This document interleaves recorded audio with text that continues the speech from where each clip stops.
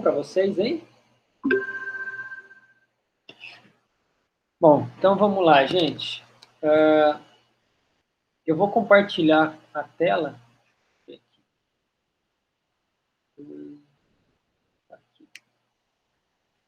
A aula de hoje a gente vai falar um pouco mais sobre, né, um pouco da aplicação dos testes de hipótese, né? Então, a gente falou um pouco do que é testar uma hipótese, né? Trouxe vários conceitos, né, relacionados a isso, como que a gente chega lá, né, para testar a hipótese, qual é a lógica que a gente usa para fazer o teste das hipóteses.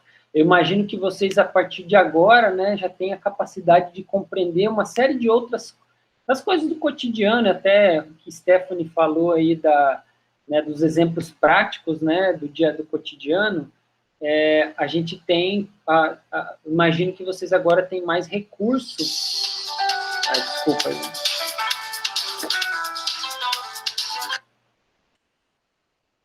Desculpa aí, pessoal. Vou ligar esse negócio aqui. Esse aqui é para quebrar a cabeça do cara, né? O telefone tocar no meio da fala um negócio para desnortear, meu. Deixa eu ver onde é que eu estava aqui. Estava falando para vocês, então, do teste de hipótese, né? Então, que vocês conseguem, então, avaliar e compreender melhor, né, alguns aspectos do cotidiano da gente. Então, por exemplo, né, a coisa da vacina, do Covid, né? Então, principalmente assim, quando a gente fala cientificamente comprovado, né, entre aspas, né, o que isso significa, né? Como que a gente traz essa informação, da onde vem uma informação cientificamente comprovada? Pronto, essa é uma boa pergunta para colocar na prova para vocês, né? O que é considerando a bioestatística, do ponto de vista bioestatístico, o que é uma informação cientificamente comprovada, né? Então, levando em conta que a gente usa como ferramenta a bioestatística para, né, criar as nossas inferências. O que seria, então, uma informação cientificamente comprovada? Vocês conseguem responder essa pergunta?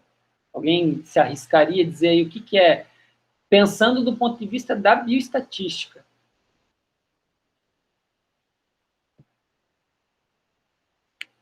Essa é uma pergunta muito importante.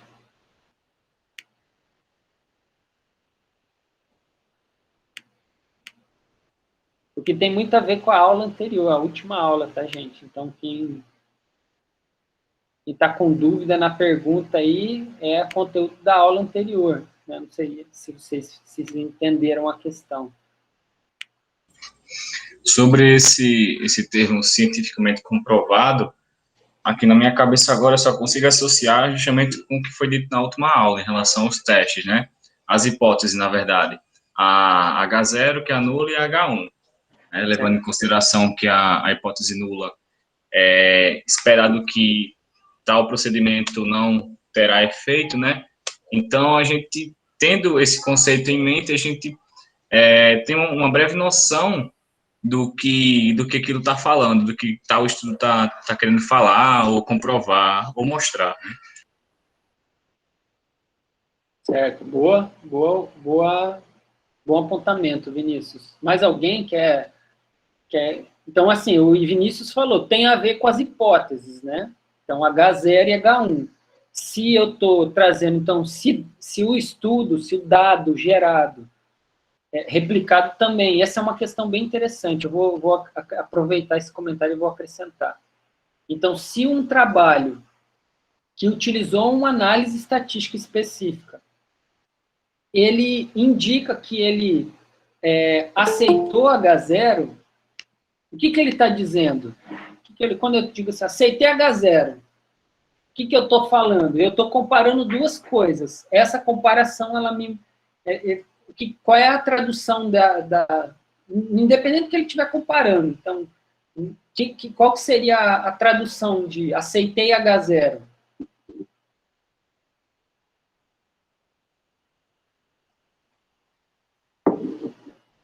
Pode chutar, gente. Vamos lá. Eu acho que quer dizer que o que você estava testando não deu certo, né, no caso? Não, certo e errado é complicado. Vamos dizer Então, assim. vamos dizer assim, que o que você queria era que no H1, por exemplo, a sua intervenção desse certo. Aí Então, já, se você aceitar o H0, quer dizer que a sua intervenção deu errado, né, no caso? pronto. Deixa eu só fazer uma pequena correção, Sérgio. A gente não trabalha com certo e errado. A gente trabalha com igual ou diferença. Igualdade ou diferença. Porque se eu te perguntar o que é certo, às vezes eu quero que não dê diferença, ou seja, aliás, não é que eu quero. O melhor resultado seria a não diferença. Tá? Então, nesse caso, então, a gente usa a terminologia de igualdade ou diferença. E aí, o que isso vai representar a gente pode dizer assim, bom, do ponto de vista de impacto na saúde humana, né, o melhor fosse que desse igual ou o melhor fosse que desse diferente. Então, mas esse tipo de avaliação, ele é feito num momento que não é análise, não é feito durante a apresentação dos resultados e nem no diálogo em relação à bioestatística. Tá? Então, a bioestatística é bem seca, é bem fria. Tá? Então, esse julgamento, valores que a gente atribui aos resultados, isso é uma questão que não cabe à bioestatística, é a interpretação dos resultados que normalmente a gente usa lá no tópico de discussão. Então, até eu estou falando isso porque é importante, na hora de a gente apresentar as informações relacionadas à bioestatística, que a gente diga o que está lá. Né? E aí, no caso, se eu estou dizendo que eu aceitei H0 ou eu aceitei H1, então eu estou dizendo que H0 foram iguais, as comparações feitas apontaram igualdade, ou H1 apresentaram diferenças. Tá? Então, essa aqui eu acho que é legal. No caso, aceitar isso. Quer dizer que não houve diferença significativa, não é isso? Exatamente. Boa, Cláudio. Exatamente isso. E eu aceitei H1, então aqui existiram diferenças entre as comparações. Foi comentado, eu não vi o nome de quem comentou, mas sobre a replicabilidade, né? O Arthur falou disso, né? Além disso, estudos replicados. Com certeza, sim. A gente, primeiro, não tem certeza. Nunca existe certeza em ciência, em nenhum momento. Tá? Então, não existe a ideia de certeza. Existe a ideia de que uma evidência que indica um status atual. E aí, nesse sentido, né, a replicabilidade, ela nos mostra que aquela evidência, ela tende a ser, ela não conseguiu ser falseada, ou seja, ninguém conseguiu derrubar ela, né?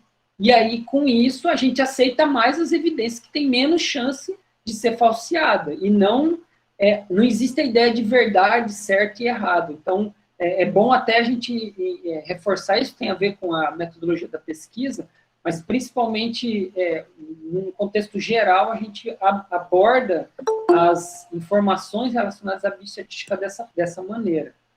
E aí, complementando o que vocês já falaram, né, e aí a gente lembra que quando eu aceito H0, eu estou aceitando que 95%, né, de chance de que aquela comparação, ela de fato, aquela diferença, de fato, ela ocorreu, né?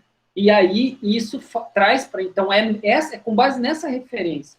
Então, assim, a primeira pergunta é, se você aceita na tua cabeça que 5% de erro, ou seja, daquilo que está ali se mostrando, né, é de fato uma margem de erro aceitável, né? Então, pensa assim, ó, você tem um tiro para dar, entendeu? Uma tentativa. E você tem duas opções. Uma, eu te digo assim, olha, 95% de chance do que a gente está te mostrando aqui, de fato, te dá o resultado que você espera. Em comparação a uma outra alternativa que você não tem ideia. Você não sabe.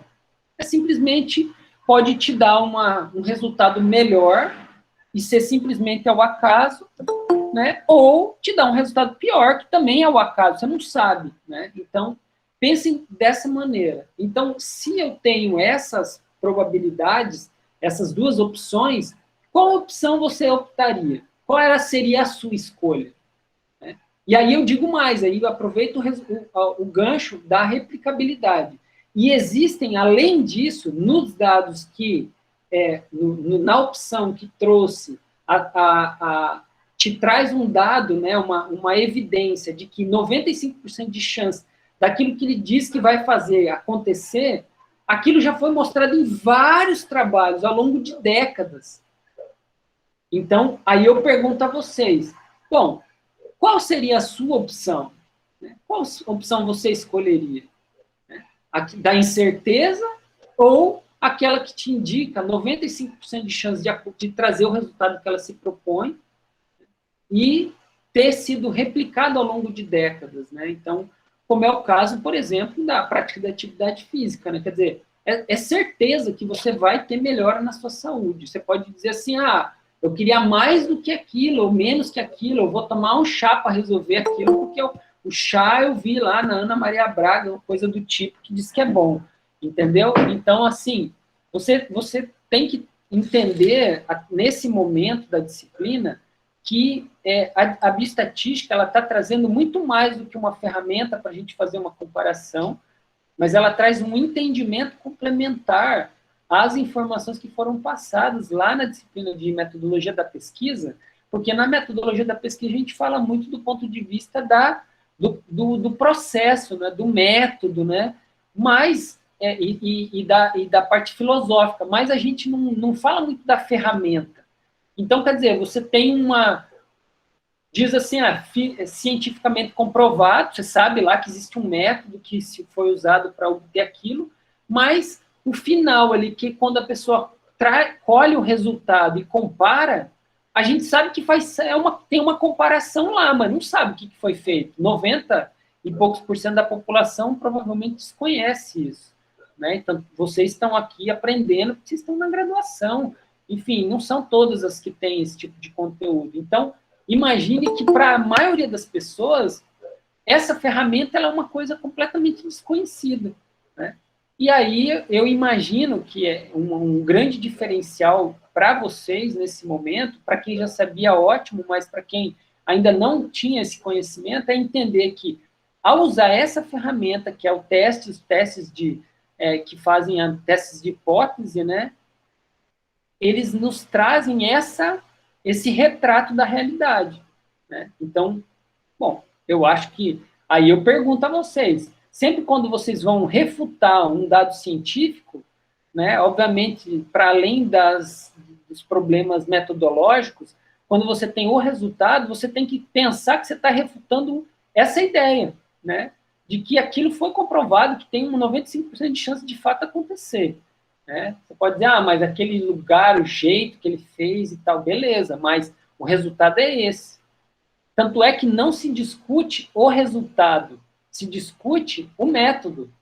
Então, por exemplo, dificilmente eu vou olhar lá, se eu ver que o teste de hipótese que vocês utilizarem foi correto, eu não vou questionar, será que de fato esse número aqui foi calculado corretamente? Não. Eu vou pensar, bom, o número é esse, o resultado é esse, deu diferença ou não deu diferença. Porém, a questão de como aquele resultado foi produzido, aí ele é uma questão importante. Porque se você coletar um dado de forma equivocada, o resultado ele vai ser fruto disso. E aí não adianta nada, entendeu? Não adianta. Se tu usar um aparelho que está se propondo a medir a pressão arterial e ele não tiver calibrado ou tiver usando uma abraçadeira aqui que seja incompatível com o tamanho do braço da pessoa, né? Usou um de adulto em criança, ou o contrário. Então, assim, eu estou produzindo uma informação que ela é equivocada. Mas a comparação, se eu disser foi diferente ou foi igual, ela é inquestionável. O resultado está lá, foi diferente, foi diferente. Mas esse resultado me diz alguma coisa? Bom, vamos olhar para o método. Esse método foi coletado corretamente? Foi. Bom, então, o que isso está me trazendo? Ser diferente é positivo.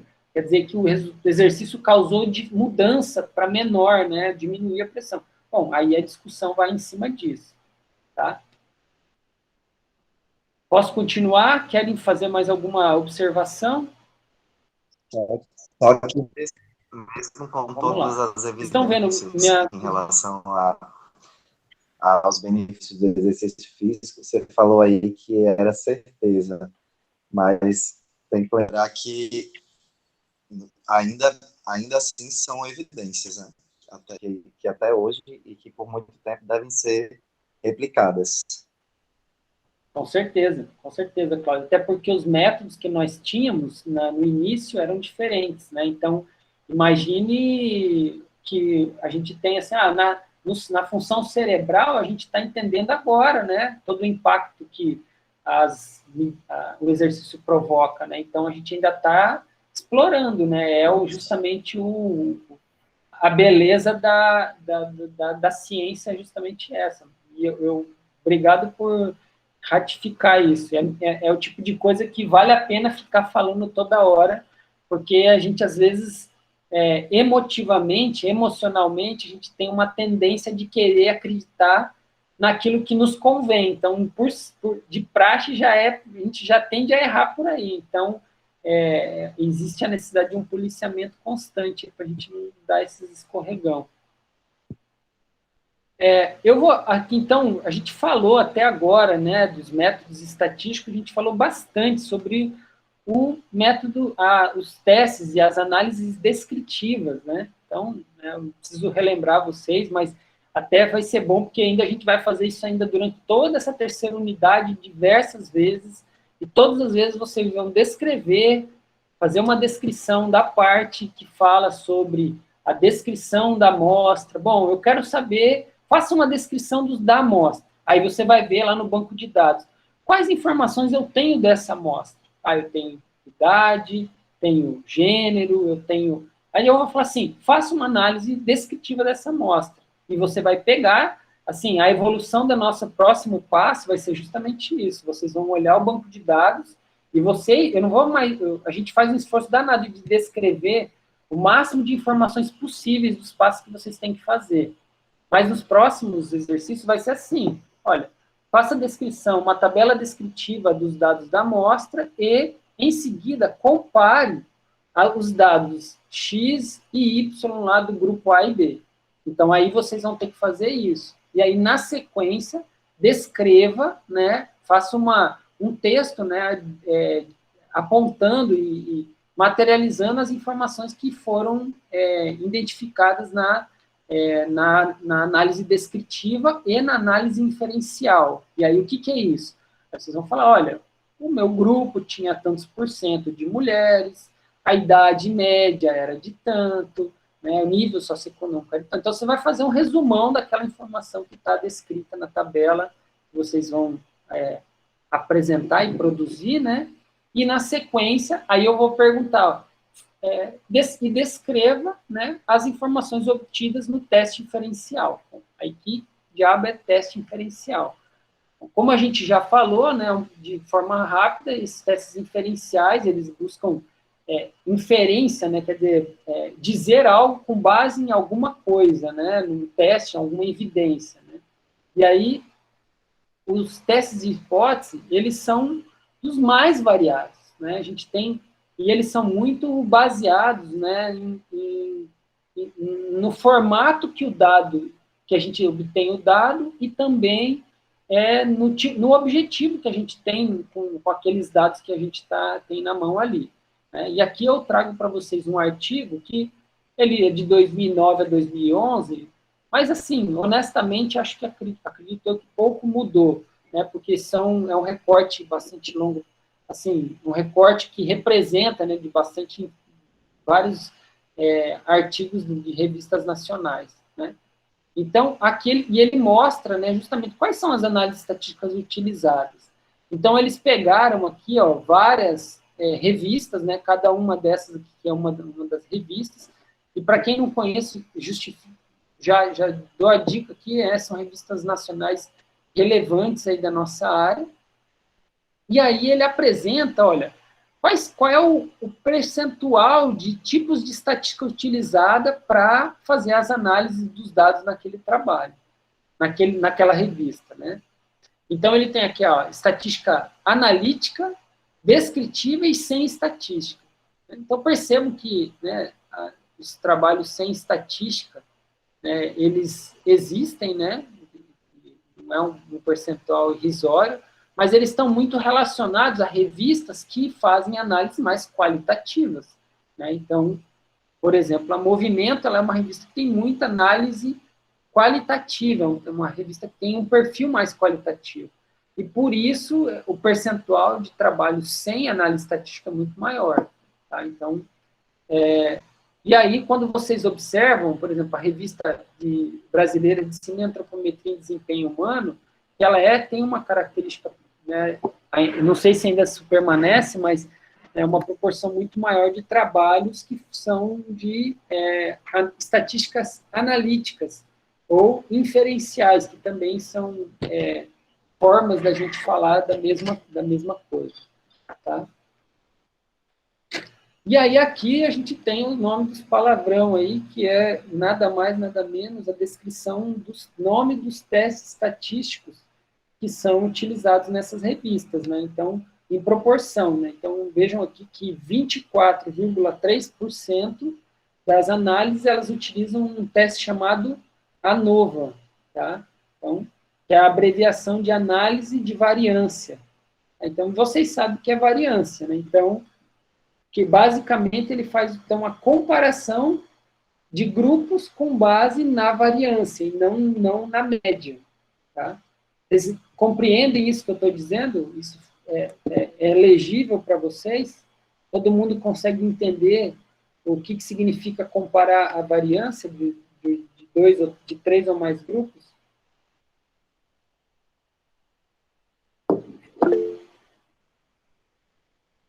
Vocês lembram o que é variância? O que significa variância? Alguém me ajuda aí? O que é variância? Pode dizer aí, Denilson, por favor?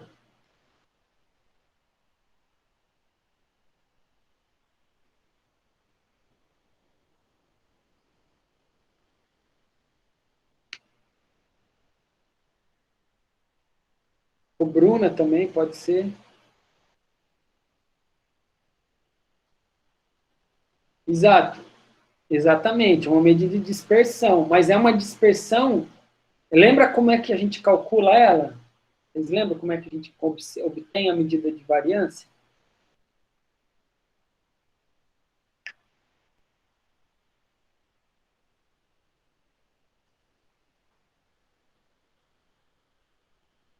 É bem difícil.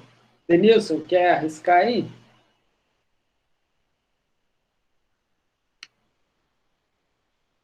Exatamente. De alguma coisa. Qual é essa alguma coisa? Das médias, exato, dos desvios padrão, exato, da distância das médias, né, de cada ponto das médias. Exatamente, o quadrado das médias. A soma da distância do quadrado dos desvios padrões, tá, gente? Dos desvios padrões. Show. Então, beleza. Então, basicamente, a análise de variância, ela faz a comparação justamente disso. Então, ele é uma medida que se baseia principalmente na dispersão né, de cada grupo, né, da característica de dispersão de cada grupo. Então, e ele utiliza, e esse que é um teste super importante, a gente vai tentar chegar lá, né, está no nosso cronograma, né, que ele utiliza para comparar 3 ou mais grupos. Então, quando a pretensão é comparar 3 ou mais grupos, a gente utiliza esse tipo de teste. Tá? A gente vai falar hoje um pouco, né, do teste T independente, né, teste T, né, que é o teste T, né, que normalmente é quando a gente usa faz uma comparação de 2 grupos. Tá? Então, quando a gente vai necessitar comparar 2 grupos. E aí aqui a gente tem o teste T, e tem um teste chamado Wilcoxon aqui, e o teste, cadê? Deixa eu achar ele aqui. Teste de Friedman, Kruskal-Wallis, Mann-Whitney. Pronto, então esses são testes que são da versão não paramétrica, né? E aí, lembrando o que é um dado não paramétrico, vocês lembram o que significa dizer que um dado é não paramétrico? Não normal, show de bola, mestre. Então, quando o dado é não normal, então a gente tende a utilizar um tipo de teste em relação ao outro. Então, a ANOVA, o teste T independente, teste T pareado, esses são testes que levam em conta uma dispersão normal. Tá? Então, se o dado teve aquela dispersão normal, ele aceita, esses testes eles têm essa premissa, esse pressuposto. Já se o teste ele não aceita, a distribuição dos dados não é normal, então a gente utiliza os testes que, então, né, como a Mann-Whitney, o Wilcoxon, o Kruskal-Wallis e por aí vai. Tá? Então, basicamente, a gente tem isso. Então, a gente vai tentar, a gente vai passar agora, né, vou falar com vocês, pelo menos esse conjunto aqui de testes, né, ó, ANOVA, o que quadrado a gente não está previsto usar, porque é a comparação de proporções, mas de repente, se der tempo, a gente fala, né? Teste T independente, aqui teste de correlação, tá? Então, já não é para comparação, é para correlação, e aí a gente vai ter uma aula específica para falar sobre isso, né? O que é uma correlação, né?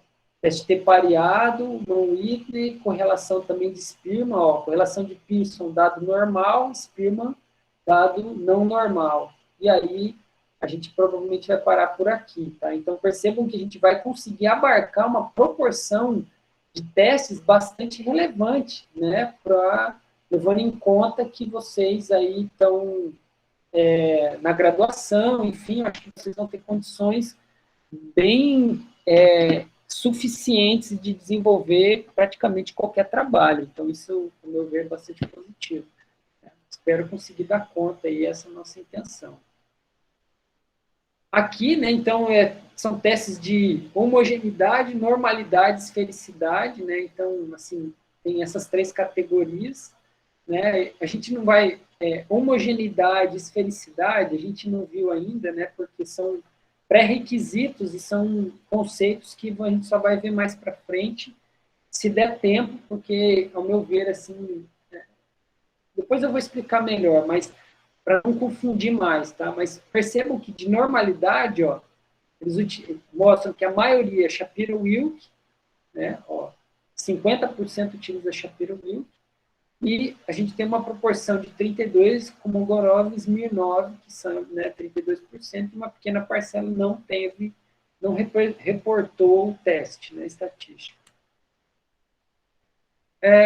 Então, percebam que a gente está bem adiantado, assim, do ponto de vista de o que a gente precisa saber até aqui para, então, entrar nos testes, né? Vocês têm que observar que a gente fez um percurso bem interessante até agora. E aí eu pergunto, né?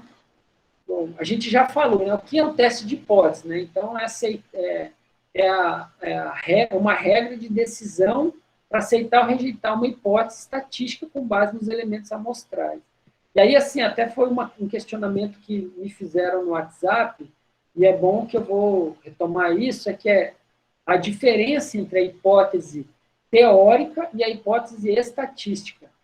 Quando a gente fala de hipótese na estatística, a gente não está falando do que, com base na literatura, né? Então, do que a literatura está dizendo. Né? Ou não demanda de contexto. Né? Então, quer dizer, eu falo assim, ó, façam-me a hipótese. H0 e H1 desse caso aqui. Você sempre vai chegar no mesmo ponto. Independente de quem estiver falando com vocês. Então, quer dizer, a H0 é a de nulidade, ou seja, não existirão diferença entre as comparações, e a hipótese H1 é que existe diferença. Então, basicamente é isso. Tá? Então, vocês vão complementar, porque vão incorporar os elementos que estão envolvidos ali, das variáveis que estão relacionadas ali, para a construção da frase. Mas a ideia é a mesma. Aí, lógico, né, eu posso perguntar para vocês qual é a hipótese teórica. E aí a hipótese teórica ela vai ser embasada no que a literatura está te trazendo. Quer dizer, se a literatura está falando, olha, tudo me mostra que a tendência, quando se fizer essa comparação, que vai ter resultados diferentes. Bom, a tua hipótese teórica que vai dar diferente. Você pode encontrar até igual, mas aí vai diferente da tua hipótese teórica. Né? Então, basicamente é isso. A gente, para poder executar um teste estatístico, a gente precisa seguir alguns passos, tá? Então, assim, aqui está bem mais mastigado, né, em detalhes. Então, no dia a dia, vocês vão fazer isso de forma muito mais automática do que está aqui. Mas, bom, primeiro, você vai formular as hipóteses, tá? Partindo da formulação das hipóteses, te define o nível de significância do teste, tá? E aí, essa parte vocês já sabem fazer também, né? E por que fazer, né? A gente já conversou sobre isso.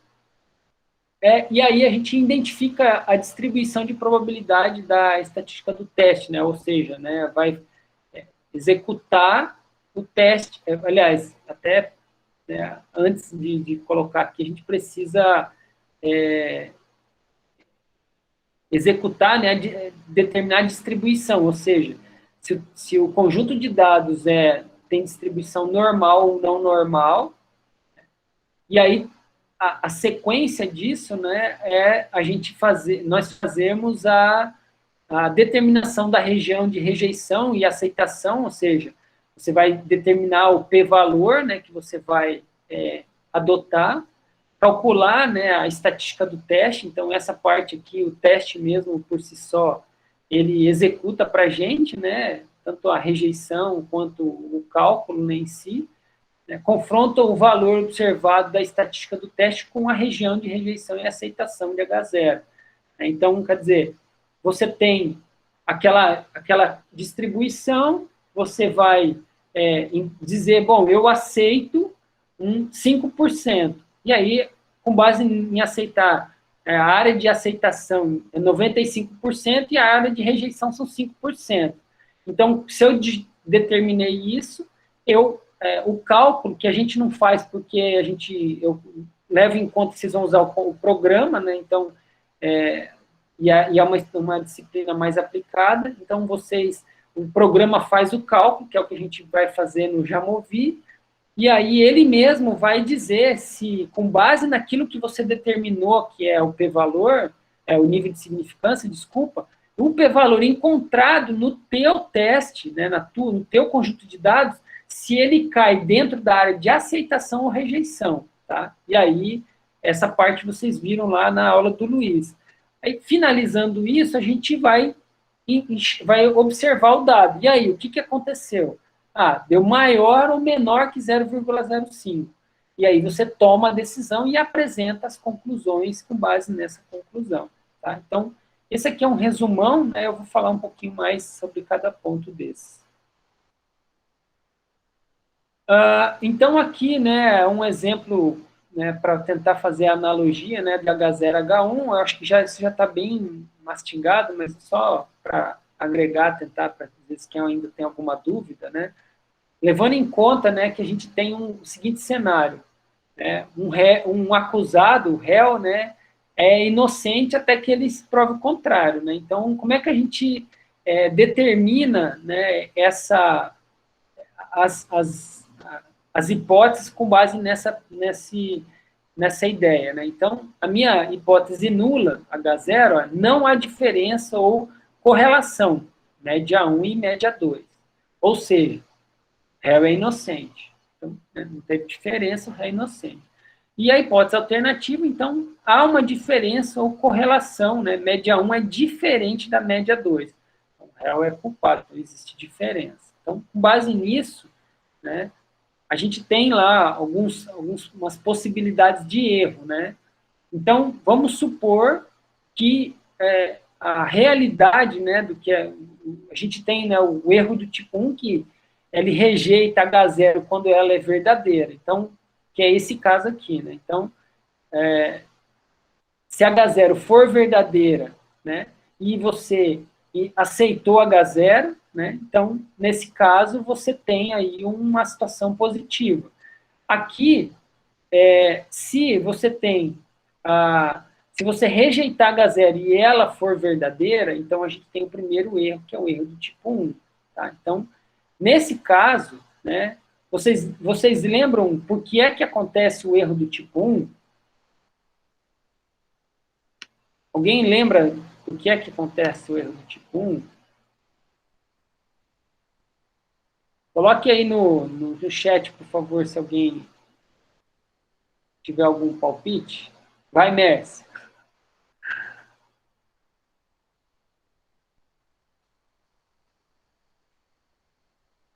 Então, aqui, ó, deixa eu fazer, então, o erro do tipo 1, ele está relacionado ao nível de significância. Então, vamos lá. Pronto. Ó, o Arthur trouxe aqui um palpite legal. É o nível de significância. Então, se você definiu, né, para o seu teste de hipótese, o nível de significância, né, um alfa de 0,05 indica que você quer aceitar uma chance de 5% que está errado, né, a rejeitar uma hipótese, né? Então, vamos imaginar isso. Então, você determinou 5% de chance que você, tudo bem se eu rejeitar a hipótese nula, rejeitar a hipótese nula e ela, de fato, não for nula, ela for verdadeira, ou seja, os dados forem diferentes, né, então, ou seja, e você, desculpa, os dados forem diferentes e você aceitar que eles foram iguais, tá? Então, para reduzir esse risco, então, que a gente tem que fazer? Você deve usar um valor inferior. Então, por exemplo, se a chance de erro, né, naquele cenário de 5%, ela for ela gerar um determinado problema, o que a gente faz? A gente diminui a chance da gente identificar, por exemplo, que aqui, ó, vou voltar. Se eu rejeitar H0 quando ela for verdadeira. Então, se eu tenho que ela é verdadeira, significa dizer que os dois grupos eram iguais. Ou seja, não haviam diferenças entre as duas comparações. E aí, quando eu rejeito, eu estou supondo que existe, então, que elas são diferentes. Né? Então, eu encontrei um dado dizendo assim, olha, meus dados são diferentes. Né? A minha comparação encontrou um resultado que as médias são diferentes. Sendo que, na verdade, as médias são iguais. Então, qual é o problema disso?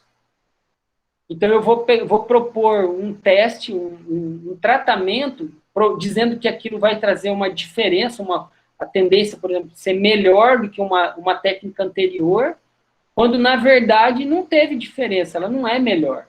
Né? Então, eu pego 2 pacientes, vamos imaginar, dois grupos, um grupo eu quero fazer, uso uma vacina, e o outro grupo, eu uso placebo. Aí, beleza, eu descubro que a minha vacina funcionou, com 5% de erro. E, na verdade, ela não funcionou. Foi a margem de erro que eu assumi que ela permitiu que eu encontrasse a diferença. Então, 5% de erro, nesse caso, ele tem um dano enorme, né?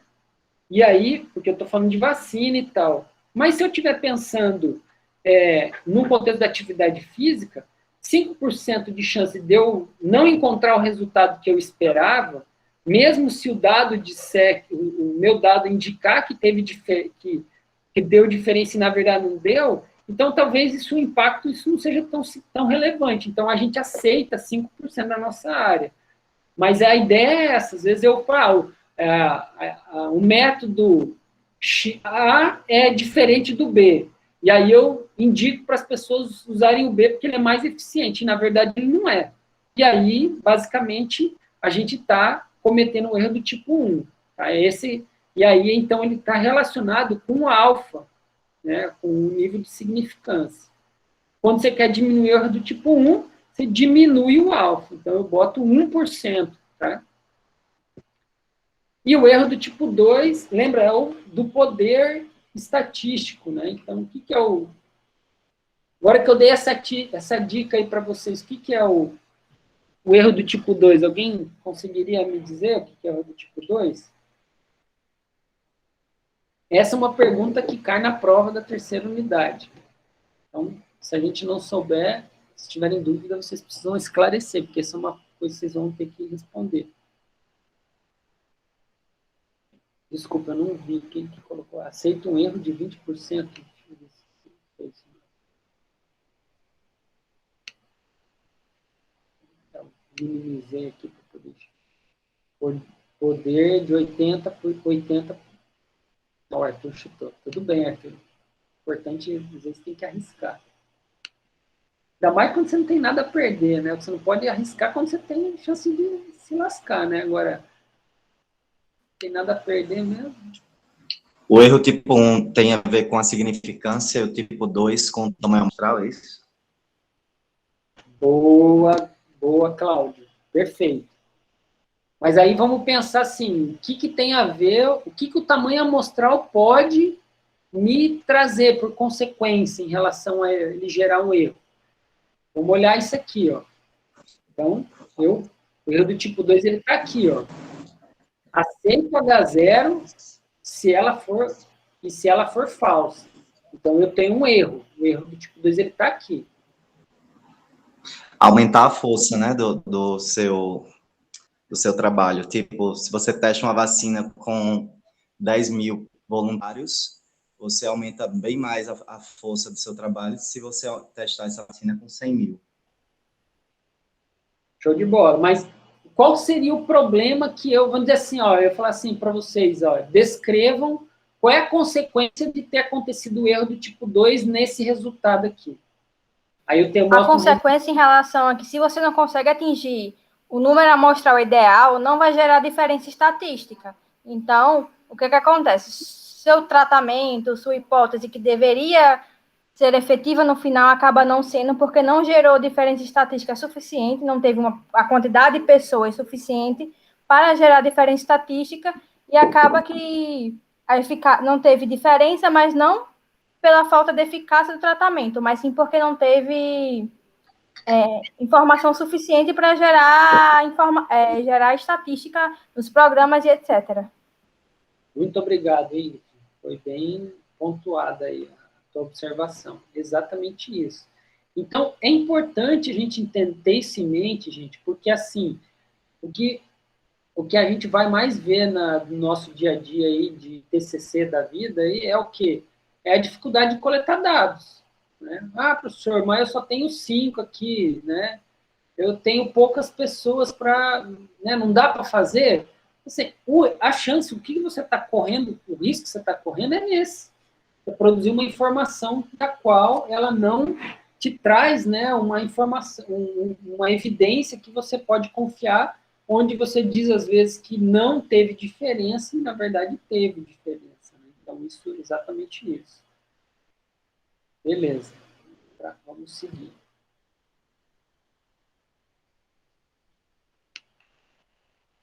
Então, a gente já passou por esse processo da formulação da hipótese. Aqui eu trago um outro exemplo, né, só para a gente exercitar, mas eu acho que já ficou bem claro essa parte, tá? Mas eu tô mostrando para vocês o impacto disso, né? Então, por exemplo, ó, quando eu determino a minha hipótese alternativa, eu posso dizer que é diferente, mas é diferente para que lado, né? É diferente para mais ou é diferente para menos, né? Se eu falar que é diferente, por exemplo, aqui o número de ligações, antes e durante a pandemia. Então, vai dizer, eu posso dizer que do H0 é que não teve diferença, mas a minha H1, eu posso dizer que o tempo médio de ligações é superior, né, pré-pandemia, ou superior a 50 segundos, né, que é o exemplo que está citando aqui, né? Mas eu posso, e aí, nesse caso, eu estou usando uma abordagem unilateral à direita, tá? Que seria levando em conta que vai a sobreposição, elas estariam à direita na distribuição dos dados. ou a esquerda, né, que daí seria o inferior, né? Então, imaginando a sobreposição, a gente tem, né, os dois conjuntos de dados estariam se tocando, então, já do lado esquerdo. Isso quando você já tem uma noção de qual é a direção das diferenças. Então, ou seja, você pode sim usar uma análise, um teste de hipótese com distribuição unilateral, né? O que... Deixa eu tirar isso da frente. Pronto, o bilateral, né? Então, no caso, eu não sei se é para cima ou para baixo essa diferença. Então, a gente utiliza, né, de forma mais habitual, né, um teste bilateral, simplesmente porque ele leva em conta a possibilidade de você ter um resultado maior ou menor que aquilo, e você não tem clareza. Então, dependendo do tipo de delineamento, né, acaba sendo mais conveniente usar o bilateral. Bilateral. Peraí. Bilateral, né?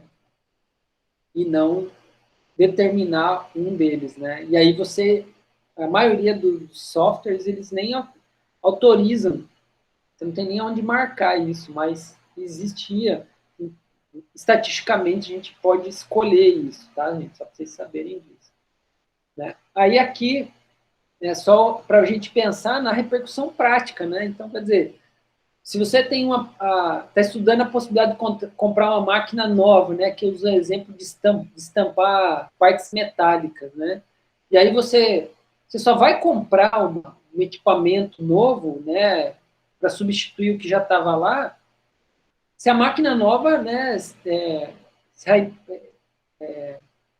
se só com, desculpa, você só comparará a máquina nova, né, se ela rejeitar a hipótese nula, né? E aí, ou seja, se tiver uma vantagem, né, em relação à máquina antiga, né? Então, você tem essa tendência, né, de observar os dados a partir dessa perspectiva, tá? A gente já falou também, né, na aula anterior sobre o que nos leva a rejeitar, né, os dados, né? Então, isso aqui é do ponto de vista estatístico, eu não me lembro de cabeça se o Luiz mostrou, mas imaginando que você tem, né, esse valor, né, o X, né, o estimador da distribuição do parâmetro de interesse. Então, quando você determina as áreas de rejeição, né, a partir do alfa, né, que você pré-determinou, né, você tem, então, o valor crítico, né, para a média da amostra, então, onde estão esses pontos, né, e aí você tem o valor, né, então, dependendo do teste, você vai usar as medidas de Z, né, o teste Z, o T, o X ao quadrado, o teste F, eles calculam isso com base na tua amostra, e aí ele indica para você, né, o teste indica onde é que caiu esse valor, né, esse estimador da distribuição do parâmetro de interesse. Vamos dizer assim, então, que isso aqui é o dado que sai do teu conjunto de dados e ele faz uma projeção com base no valor de significância determinado, e aí, né, consequentemente, se ele cai dentro da área de aceitação ou rejeição, ele vai te dizer, então, traduzindo lá em relação ao p-valor, né? Então, rejeitamos H0 se x estiver entre xc1 e xc2, tá? Então, basicamente, do ponto de vista estatístico, é isso que está acontecendo lá no background, né, do teu computador, quando o programa estatístico está calculando, né, aquelas informações com base na amostra que você determinou, né? A gente já falou também, né, então, todo sobre a definição do nível de significância, tá? Então, aqui tem algumas informações, eu vou disponibilizar esses slides para vocês também, caso vocês queiram olhar mais rapidamente o conteúdo para lembrar, né, enfim, mas aqui tem, né, tudo que a gente acabou de falar, né? Bom, tá aí, já falei para vocês. E aí a gente tem definir a distribuição amostral da média, né? Então, aquilo que foi mostrado na última aula lá do Luiz, né? Aquela coisa da comparação das distribuições, e aí a gente fez isso do ponto de vista teórico, né? E aí hoje a ideia também, aliás, e vocês fizeram do ponto de vista prático também, né? No exercício, calculando a distribuição das amostras, né? Então, esse é um outro passo. Bom, então determinou a região de rejeição e aceitação, calculou o teste, calcula a estatística do teste, então o teste rodando lá, né, você mandar ele rodar, confronta o valor observado da estatística do teste com a região de aceitação e rejeição, que é aquilo que eu mostrei para vocês, né? Então, imaginando, ó, caiu aqui, ó, 1,96 é a área que marca a área de rejeição, né, daqui para trás. Então, 2,25 caiu na área de rejeição. A área de rejeição me diz o quê? Que a gente aceita H0, ou seja, a gente desculpa, a gente rejeita H0, né? Então, se eu rejeito H0, então quer dizer que eles são diferentes, né? Eu estou dizendo que os dados não são iguais. Então, por consequência, o teste vai te dar uma tradução, né, que dizendo lá que o P foi igual a 0,025. Né? Então, quando eu encontro lá que o meu P foi igual a 0,025, eu estou lendo, né, o dado que ele foi, então, menor que 0,05, que está dentro dessa, considerando, né, essa porção de rejeição que eu pré-determinei lá no nível de significância anteriormente. Então, é isso que o meu teste estatístico faz para mim, né? E aí ele, né, se você buscar, né, identificar o Z-score de alfa na tabela Z, por exemplo, que é uma informação de referência, né, eu consigo, então, determinar exatamente esses pontos e calcular exatamente esse valor que eu encontrei. Eu já fiz o exercício de calcular isso ponto a ponto com a turma, eu notei que acaba confundindo muito, né, e fazer todos esses cálculos acaba assim, gerando muito desgaste aí e acaba confundindo depois. Mas, e principalmente por causa do nosso cronograma, eu acabei, então, subtraindo essa parte, mas só explicando para vocês, assim, rapidamente, que os cálculos feitos por trás, lá, quando vocês apertam o botão, eles levam em conta esses passos todos que eu mostrei aqui, né? Então, tudo isso é realizado pelo programa estatístico. Professor, o senhor poderia explicar com um exemplo prático esse último slide, para ficar um pouco mais fixado? Então, isso em relação à aceitação e rejeição? Então, imagina assim, Vinícius, quando você está querendo comparar, né, duas médias, por exemplo, então, o que eu estou fazendo? Lembra que o Luiz mostrou duas médias, e onde elas, no momento, elas se tocavam, no outro momento, elas não se tocavam, em outro momento, elas se sobrepunham, né? Então, lembra que teve isso? Então, imagina que o teste estatístico, o programa estatístico, dependendo do conjunto de informações que ele testa, né? Então, supondo que a análise de variância, ela testa a variância. Então, ela faz, com base na variância, esse tipo de comparação que eu estou mostrando para vocês. Então, se eu determinei que o meu nível de significância é 0,05, então eu tenho, fazendo uma analogia a essa distribuição aqui, tá? Então, está vendo que tem esse formato de distribuição? Imagine que eu tenho dois conjuntos desses sendo comparados. E aí eu determinei 0,05, ou seja, então, se na comparação a proporção de dados, né, que eu encontrar, né, ele chama, né, isso que é o que eu estou falando aqui, ele é chamado de estimador da distribuição do parâmetro de interesse. Tá? Então, eu tenho esse estimador, ele é calculado com base no parâmetro que o teste analisa. Então, eu vou usar o teste de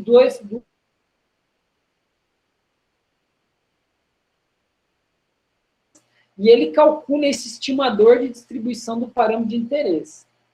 Então, se eu tenho um nível de significância de 5%, então eu estou dizendo para o teste que eu estou levando em conta que se esse estimador cair num valor que representa daqui para cá, ou do X1 para trás, ou do X2 para frente, né, que tem uma proporção de 5% dos dois conjuntos, eu estou dizendo que ele vai rejeitar H0. O que é rejeitar H0?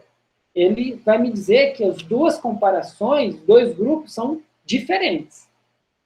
Mas se eu tiver que esse estimador ele cair dentro da área de aceitação, que é toda essa laranja aqui, ou seja, então, nesse exemplo aqui, o meu X, o meu estimador, ele está aqui, ó, indicando que o valor caiu aqui nesse ponto.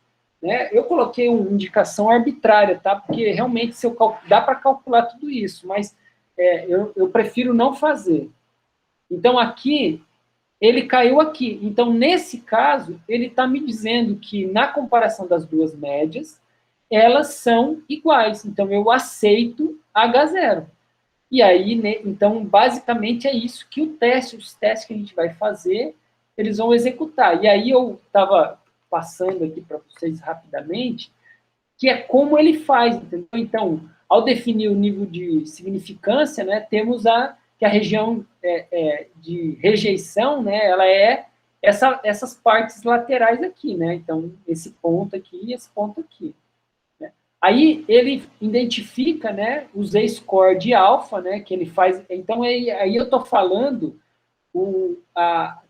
tentando mostrar para você, falando na linguagem do que o teste utiliza, o que ele efetivamente faz. Então, ele identifica o Z-score de alfa, né, que é o cálculo que ele vai fazer, na tabela Z, e alfa de 0,05, então ele representa isso aqui, ó, 2,576.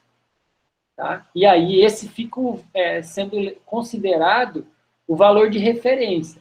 E o valor calculado, né, da comparação das duas médias foi de 2,25.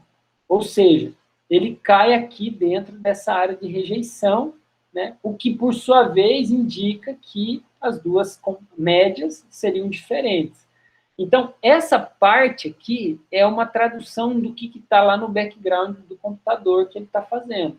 Né? Então, a gente, né, antigamente, né, se vocês fizessem essa disciplina lá na bioestatística, vocês iriam calcular isso aí na mão, entendeu? No Excel, sei lá. Entendeu? E aí, a gente gasta bastante energia nisso, entendeu? Assim, não é uma coisa tão óbvia de ser feita. Então, por isso até que existe o teste estatístico no computador, que ele faz para a gente isso. Agora, dá para fazer, entendeu? As pessoas faziam isso até pouco tempo atrás, tudo na mão. Tá? Então, e aí eu até coloco, né, etapas realizadas pelo programa estatístico, porque justamente assim, é uma coisa interessante a gente entender o que está acontecendo, mas não vejo sentido no contexto prático que a gente utiliza, né? Aqui, né, então, a gente falando o p-valor, então, o p-valor é o que você tem um nível de significância e tem o p-valor, tá? Então, vocês conseguem me dizer qual é a diferença entre o nível de significância e o p-valor? Alguém conseguiria dizer aí qual é a diferença?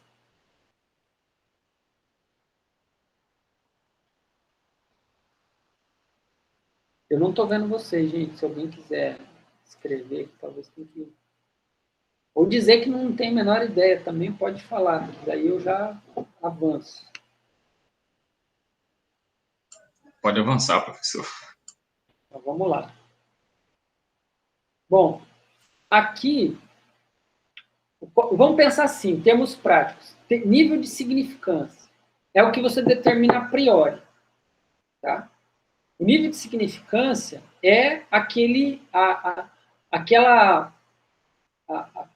a margem que você dá de erro, né? De encontrar, de não aceitar, né, H0, né, de aceitar H0, desculpa.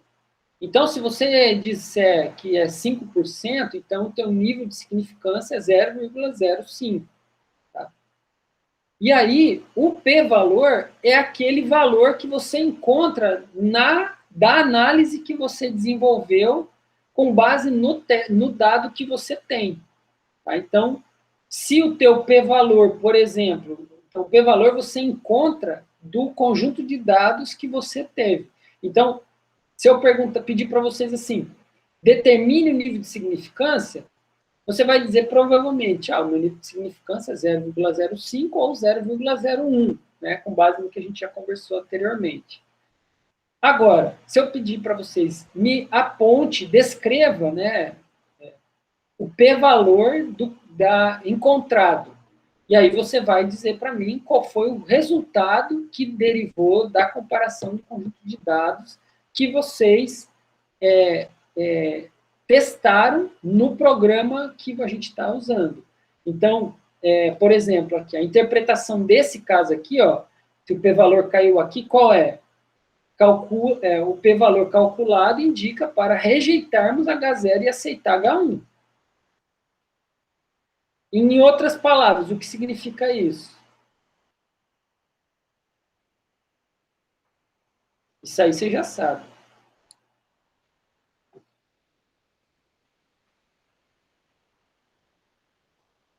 que significa a interpretação, a tradução dessa interpretação?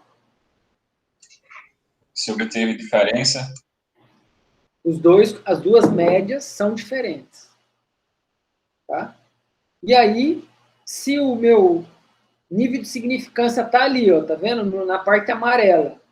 E o meu p-valor caiu ali naquele ponto vermelho agora, a minha interpretação é outra. O p-valor calculado indica para aceitarmos H0 e rejeitarmos H1.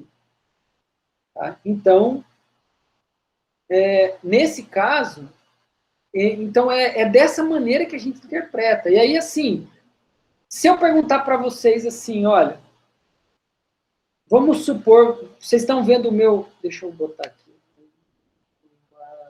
Um laser point. Então, tá vendo aqui onde eu estou apontando na tela? Então, o meu nível a região de rejeição, ela está marcada aqui, ó, nesse ponto aqui, tá? Se o p-valor eu ia falar mesmo, peraí, que me perdi aqui. Quer dizer, mas esse negócio eu esqueci. Bom, então, se o meu p-valor ele cai dentro dessa área, então qualquer ponto dessa área aqui, ó, eu tenho então que a indicação para a gente rejeitar H0 e aceitar H1. E se a gente cair em qualquer ponto dessa área aqui, eu tenho que para eu aceitar H0 e rejeitar H1. Tá? Essa parte ficou clara para vocês? A diferença e como eu interpreto isso nesse gráfico? Porque uma possibilidade que eu tenho, né, de perguntar para vocês é mostrando, justamente para captar essa interpretação teórica, né, que vocês apontem ou indiquem um ponto no gráfico que represente essa descrição aqui. Né, e fazer justamente essa interpretação. Né? A média 1, né, e a média 2 foram comparados, e o p-valor ele se encontra no ponto A, nesse ponto A aqui, onde eu estou com o laser point. Qual é a tradução que vocês trazem, né, dessa informação? Aí vocês vão ter que me dizer o que é. Isso está claro para vocês? Professora, eu escrevi ali no chat. Para mim ficou confuso. Podia explicar de novo, por favor? Então, levando em conta assim, ó, Stephanie, a gente tem... Você entendeu a diferença entre o p-valor e o nível de significância? Entendi, essa parte eu entendi. Então, Só não entendi o depois, né, quando você apresentou no gráfico. Certo. Então, então vamos pensar assim, o nível de significância, ele me marca a região de rejeição e a região de aceitação, né, de H0, tá? Então, beleza. Então, eu defini esses pontos. Então, se eu te perguntar, se eu botar esse gráfico aqui para você e perguntar para você assim, ó, Stephanie, eu defini 0,01 como nível de significância. Marca no gráfico aí onde seria aproximadamente esse ponto. Ponto A ou ponto B? Aí eu coloco o ponto A aqui e o ponto B aqui. Qual seria o ponto que você deveria marcar para 0,01, por exemplo? A parte cinza clara, não? Então, assim, 0,01, eu estou pensando aqui, a área de rejeição ela é menor, concorda comigo? Então, eu diminuí a região de rejeição. Se eu diminuir a região de rejeição, eu estou dando duas opções para você, eu imagino que você vai me indicar esse ponto aqui, porque ela é menor que esse aqui, tá? Esquece essa que está escrito aqui, tá? Talvez isso tenha te confundido. Tá? Então, o que eu estou querendo dizer é assim, dando para você essas duas opções, e eu falar, então, ó, aqui o ponto A e aqui é o ponto B do gráfico. Os dois pontos estão indicando a região de rejeição. E eu estou falando para você que essa região de rejeição é 0,05. Né? Marca no gráfico qual que é o 0,05. Bom, 0,05 é maior que o 0,01. Então, eu imagino que você vai marcar o ponto B. Tá? Isso, então, seria aí mesmo. Que eu tinha dito a área cinza claro, que era essa área mesmo. Show de bola. Tá? Então, tendo isso claro, né, então eu avanço para o p-valor. O p-valor é o que vai derivar do dado que eu tenho. Tá? Então, se eu definir quais são as áreas de rejeição, aí o programa estatístico ele vai se perguntar, com base nos dados, então qual é a informação que o dado me oferece? Ele cai dentro ou fora da área de rejeição? Aí, o que cai dentro ou fora é o p-valor que me indica. Então, o p-valor estando aqui, ó, nesse ponto que está dentro da área de rejeição, ele está me dizendo que ele rejeita H0 e aceita H1. Ou seja, diz que as médias são diferentes. Se ele cai dentro da área, então, se esse p-valor ele cai dentro aqui dessa área branca, aqui, então, se esse aqui vem daqui para cá, no gráfico, então, nesse caso, aí eu já posso dizer, então, que os dados são iguais, as duas médias são iguais. Basicamente é isso, tá? Basicamente o que a gente vai encontrar é isso. E aí a interpretação de vocês ela tem que... A única forma que eu tenho de testar se vocês estão entendendo isso é perguntando, por exemplo, mostrando um gráfico como esses e pedindo para vocês e brincando com isso. Ó, o p-valor caiu aqui, o p-valor caiu aqui. E aí, o que é a interpretação que vocês me dão? E aí vocês trazem, olha, como o p-valor caiu dentro da área de rejeição, né, rejeição de H0, então logo as médias são diferentes. Né? Porque o p-valor, ele é menor, né, que 0,05, ou seja, ele está dentro dessa região aqui. Eu não sei, Vinícius, deu para entender? Stephanie? Sim, ficou mais claro agora. Eu não me importo de repetir, tá, pessoal? Entendi, ficou mais claro agora. Eu consegui entender. Show. Então, aqui, ó, o p-valor, né, o valor de P, não é a probabilidade de H0 ser verdadeira. Então, não é 95% de verdade. Né? Quanta evidência você tem contra a hipótese nula. Tá? E aí, isso tem uma diferença, porque é a forma com que a gente interpreta o resultado. Tá? Então, por exemplo, 0,01, né, esse p-valor que está aqui, ó, P, né, menor que 0,01, ele está me indicando que a evidência é muito forte contra H0. Né? Então, ele está num ponto bem distante, né, daquela área de rejeição da H0. Né? Então, ele realmente foi bem diferente da probabilidade, né? Aliás, a probabilidade não, a quantidade de evidência que eu tenho contra a hipótese nula é muito alta. E aí, com base nisso, que a gente toma a decisão. E aí, por exemplo, né, a evidência, por exemplo, 0,05 maior, né, que 0,1, então nessa zona aqui de variação do p-valor, então a gente tem que é uma evidência sugestiva contra H0. Né? Então, quer dizer, a gente pode aceitar isso como mais aceitável ou menos aceitável de acordo com o contexto. Né? Então, existem circunstâncias, e aí isso é uma questão interessante. Aí eu lembrei que eu ia perguntar para vocês aqui, ó. O que vocês me diriam se o p-valor caiu exatamente aqui, ó, nesse ponto? Tá vendo ali que ele é muito bem em cima ali do limiar entre a área de rejeição e a área de aceitação, né? Então, esse ponto ele é marcado 0,05, mas imagina que o meu dado deu 0,048. Isso indica para vocês o quê? O dado é diferente ou ele é igual? Né? Indo para cá, ó. Aí entra no que você falou agora, né? Que é sugestivo. Entra como sugestivo. Mas aí eu vou trazer uma questão interessante para vocês, que é assim, ó. Aliás, desculpa, Stephanie, 0,48, ele está aqui ainda, ó. Evidência moderada contra H0, que é o que a gente usa, né, no nosso cotidiano. 0,51, tá? 0,051, aí ele entra nessa sugestiva contra H0. E aí que vem um ponto central. Na maioria, eu diria assim, na esmagadora maioria dos trabalhos, a interpretação de sugestão ela é muito criticada. Ela é muito criticada.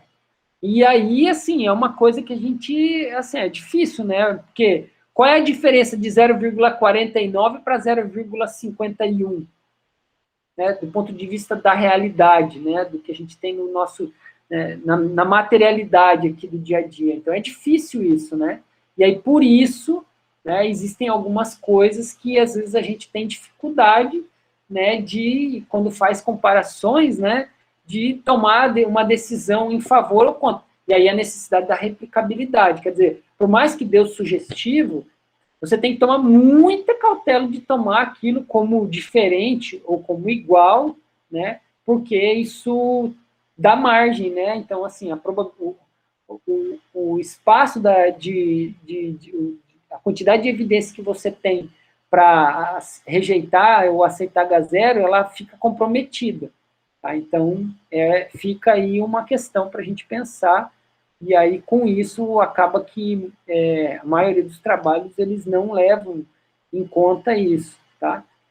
Eu trouxe alguns exemplos aqui, a gente já está estourando o nosso prazo aqui, nosso horário de aula, mas só para a gente finalizar, né, então, eu trouxe aqui, ó, considere um experimento, né, com 10 indivíduos, recebem um placebo e outros 10 um diurético experimental aí, né, então, esses dois contextos, né, e aí, o que a gente tem aqui nesse processo de comparação é o seguinte, né, como sabemos se essa diferença significa que a droga funciona e não é simplesmente resultado do acaso, né, então, é aquele processo. Definição das hipóteses, H0, H1. Assumir o nível de significância, 0,05. Análise de normalidade indica que os dados de ambos os grupos são normais. Percebam que vocês já fizeram, a gente repassou, está revivendo tudo aquilo que vocês já fizeram. Né? Selecionamos um teste compatível com o conjunto de dados, né? No caso, como são duas médias, é um teste T, né? E computamos um valor de T de 2,34 e um valor de P de 0,031. Tá? Isso aí foi um resultado encontrado ao rodar esse teste estatístico aqui. Tá? E aí, no caso, interpretamos o resultado. Valor de corte adotado foi de 0,05, né? Aqui. Assim, rejeitamos a hipótese nula. Por que a gente rejeitou a hipótese nula? Porque o p-valor observado foi de 0,031. Ou seja, foi menor do que o valor observado aqui.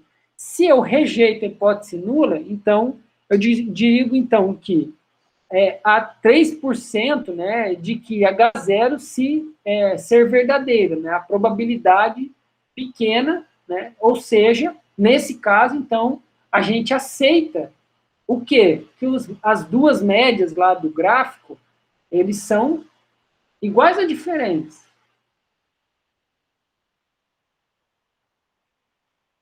E aí? Conseguiram acompanhar o raciocínio? Diferentes, exatamente, são diferentes. Porque o meu p-valor me indicou uma probabilidade, né, pequena, né, desculpa, eu sempre uso esse termo, mas é equivocado, tá, gente? É um erro de linguagem, vício de linguagem.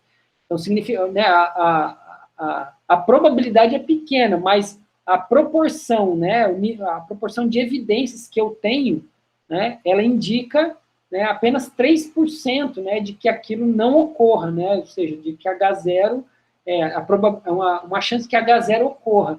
Então, por isso que a gente aceita que ele é diferente. Eu não vou entrar nesse ponto aqui, tá, gente? É uma parte mais... eu vou tocar, eu já falei com vocês algumas coisas, mas eu vou falar com vocês mais sobre os erros, né, que a gente acaba cometendo na hora de observar os dados com base no p-valor, e aí eu vou trazendo para vocês nos próximos encontros mais informação, mais conteúdo, né, que vai retomar esses conceitos.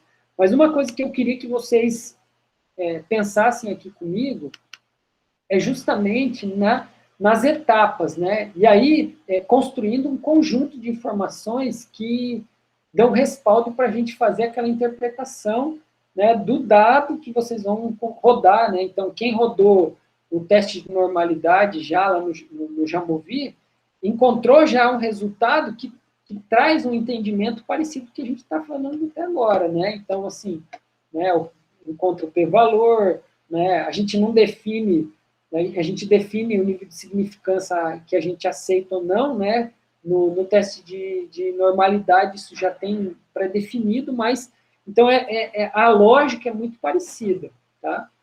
Então, assim, eu abro para as últimas considerações, comentários, e a gente encerrar essa aula de hoje. E aí eu deixo aberto para vocês aí.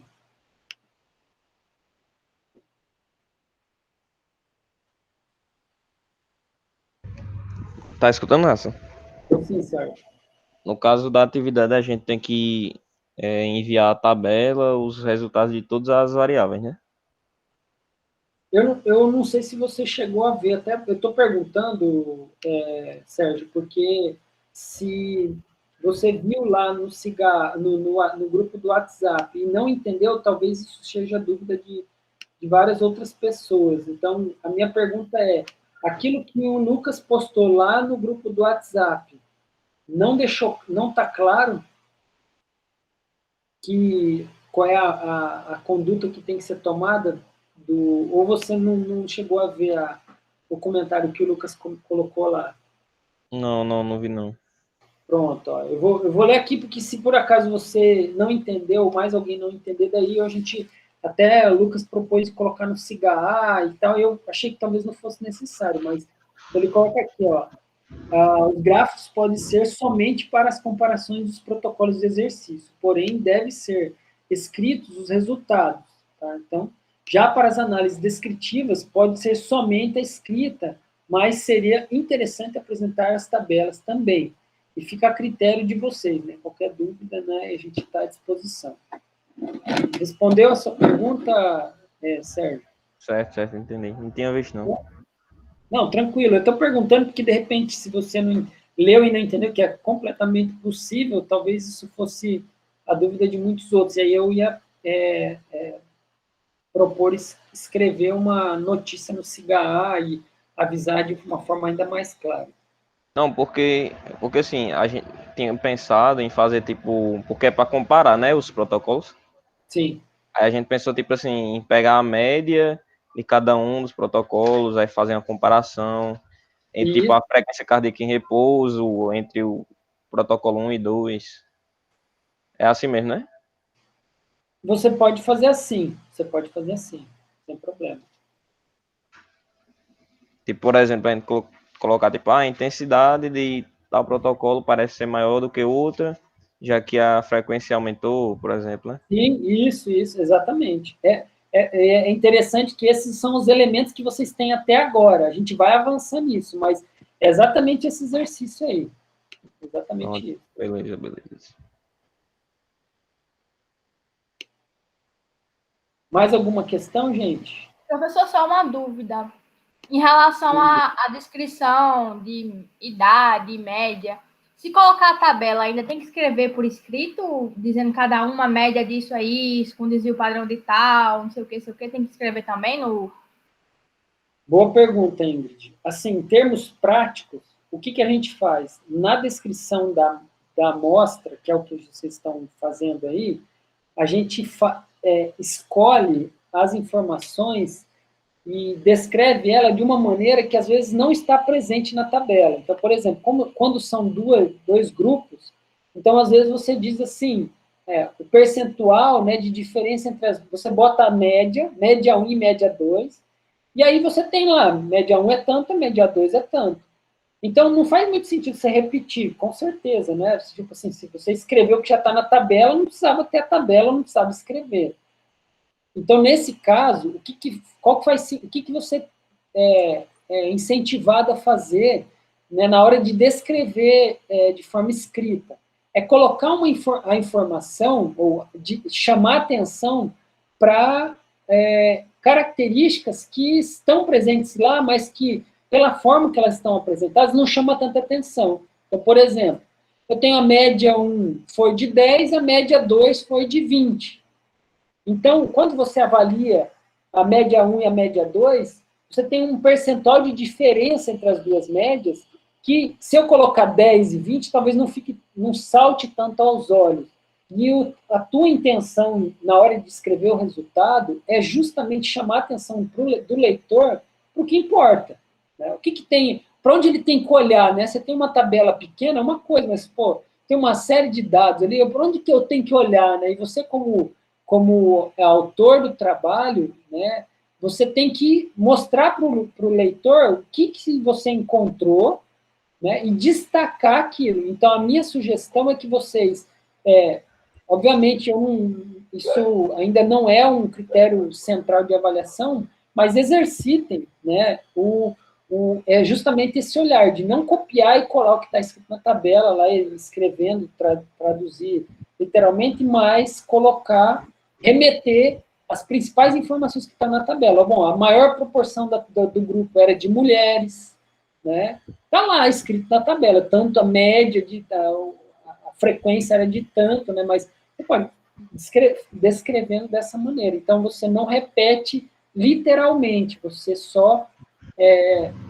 assim, enfatiza de forma a trazer a informação de uma maneira, de uma outra maneira. Tá? Mas se vocês fizerem também literalmente, eu não vou avaliar isso nesse momento, tá? É mais um aconselhamento para exercício. Professor, até para complementar o que o senhor falou, né? A ideia de descrever os resultados é justamente para vocês escrever o que vocês entenderam do resultado, né? Não é isso? Então é para, como o professor falou, exercitar, não é simplesmente descrever o que está na tabela, até porque tem a tabela lá. É justamente vocês descrever o que vocês entenderam, para justamente exercitar isso. Exercitar essa pegada, de pegar o que está na análise, né, naquela conjunto de números, e escrever o que está naquele conjunto de números. Não sei se ajudou. Deu para entender, pessoal?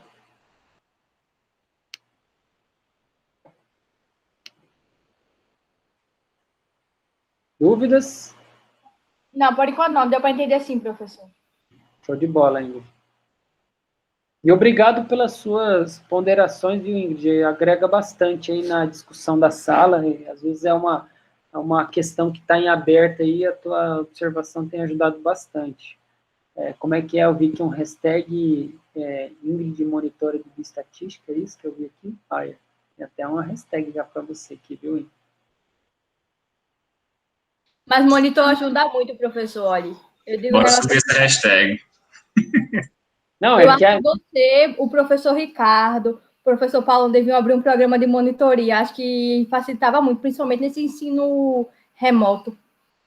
Concordo. Ajuda demais, com certeza. Até porque, tendo alguém de dentro, assim, né, da turma e tal, o pessoal acaba ficando mais à vontade para perguntar, e também é mais alguém que está junto, né? Eu acho que é sempre muito válido essa atuação participativa, né? Principalmente alguém de dentro da turma, e assim, apesar de ter o Lucas, tá aqui, mas não é a mesma coisa, né? Então, eu fico bastante agradecido, porque não é uma coisa muito fácil a aula, né, via chat, né, online, que não é uma coisa muito simples. Bom, pessoal, então eu vou encerrar, né, nossa aula de hoje. Eu agradeço bastante, espero que tenha conseguido avançar um pouco mais no nosso conteúdo. A próxima aula a gente vai ser sincronizado e a gente vai desenvolver justamente a parte prática aí dos testes lá no Jamovi. Aliás, desculpa, não vai ser sincronizado, a gente vai gravar um vídeo, e como é uma coisa mais técnica, né, então a gente, acho que não faz muita diferença, apesar de eu ficar disponível aí, caso vocês precisem no horário da aula, tirar alguma dúvida, eu vou estar à disposição, tá bom? Então é isso, pessoal, muito obrigado e até o nosso próximo encontro. Valeu!